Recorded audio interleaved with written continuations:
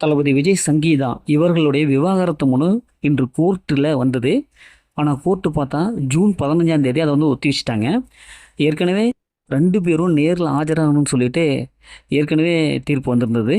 ஆனால் இந்த தேர்தல் பணிகள், அதுக்கப்புறம் பாதுகாப்பு, இதனை கருதல் கருதி நடிகர் விஜய் அவங்க சரி நான் வந்து வீடியோ கான்ஃபரன்ஸ் மூலம் ஆஜராகிறேன் அப்படிங்கிற மாதிரி சொல்லியிருந்தாங்க.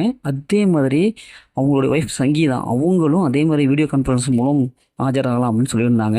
ஆனால் திடீர்னு பார்த்தா இந்த கேஸில் இவங்களுடைய வழக்கை ஜூன் 15ஆம் தேதி வந்து ஒத்தி வச்சுட்டாங்க.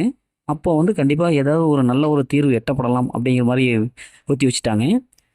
இப்போ ரீசெண்ட் டைமில் விஜய் அவங்க டிவிகேவில் பயங்கர பாப்புலர் பிரச்சாரத்தில் இருக்கார். ஏன்னா அவருடைய கட்சி பட்டி தொட்டியெல்லாம் போய் பரவி இருக்கே.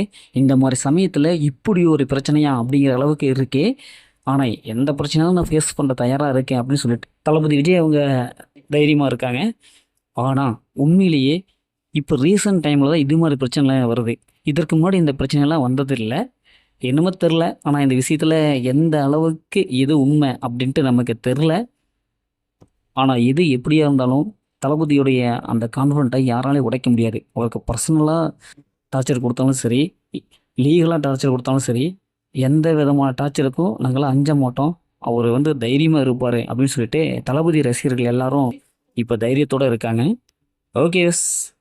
விஜய், சங்கீதா இவங்களுடைய விவகாரத்தை பற்றின தகவல் உங்களுக்கு எப்படி இருக்குது அப்படிங்கிறத மறக்காமல் கமெண்ட் பாக்ஸில் கமெண்ட் பண்ணுங்கள். மீண்டும் அடுத்த ஒரு புதிய மூவி அப்டேட்டில் சந்திப்போம்.